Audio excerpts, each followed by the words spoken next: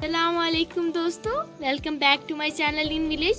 दोस्तों, जैसा कि आजकल छुट्टियां चल रही हैं तो हम लोग अपने गांव में आए हुए हैं। अभी शाम का वक्त है, बहुत ही प्यारा मौसम है, तो हमने सोचा क्यों ना हम लोग पकोड़े बनाएं। तो चलिए पकोड़े बनाते हैं। हमने 1 कप बेसन का लिया है, हम इस बड़े बाउल में ऐड कर लेंगे, डाल देंगे।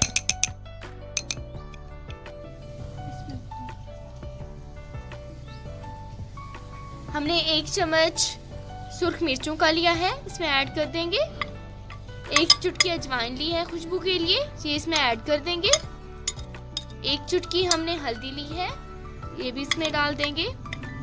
थोड़ा सा हमने सब्ज पुदीना लिया है और उन्हें छोटे छोटे टुकड़ों में काट लिया है, ये भी ऐड कर देंगे। 1 चम्मच हमने नमक का लिया है, ये भी इसमें ऐड कर देंगे।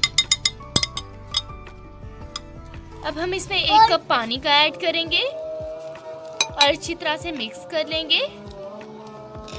हमारा बेसन जो है ना वो ज़्यादा गाढ़ा होना चाहिए और ना ही बहुत पतला होना चाहिए, नॉर्मल होना चाहिए जी। तो हम इस तरह से मिक्स कर लेंगे, थोड़ा थोड़ा पानी ऐड करते जाएंगे और मिक्स करते जाएंगे जी। तो हमारा जो मिक्सचर है वो हमें थोड़ा सा थिक लग रहा है, इतना हमें गाढ़ा नहीं चाहिए, इसलिए हम थोड़ा सा और पानी ऐड कर देंगे इसमें और दोबारा से मिक्स करेंगे ताकि ये इतना थिक ना हो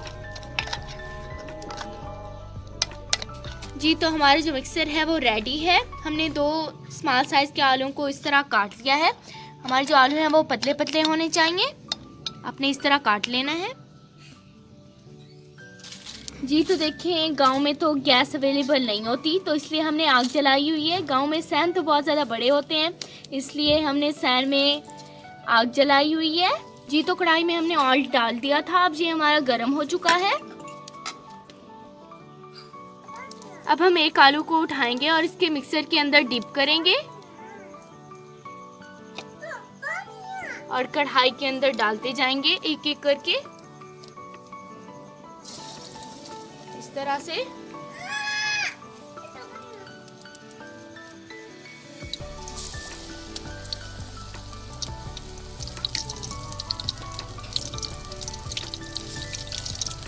जी, तो हमने कढ़ाई में कुछ को डाल दिया था। हमारे पास आग बहुत ज़्यादा है, इसलिए हमारे जल्दी जल्दी से पक रहे हैं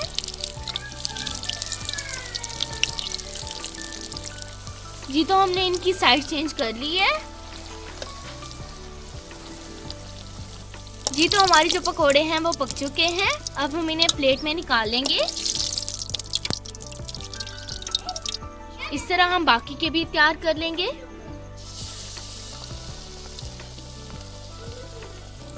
जी। तो हमने जो और डाले थे वो हमारे बन रहे हैं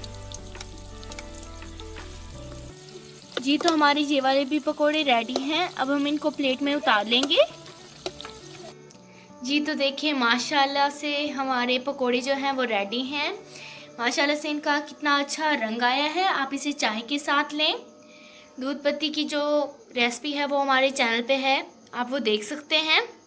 अगर आपको मेरी ये वीडियो पसंद आए तो मेरी इस वीडियो को लाइक और शेयर करना मत भूलें और मेरे चैनल को सब्सक्राइब करना मत भूलिएगा। अगर आपका जो बेसन है वो बच गया है तो आप उसे फ्रीज़र में फ्रीज़ कर सकते हैं और आइंदा अपनी रेसिपी में यूज़ कर सकते हैं। अल्लाह हाफिज़।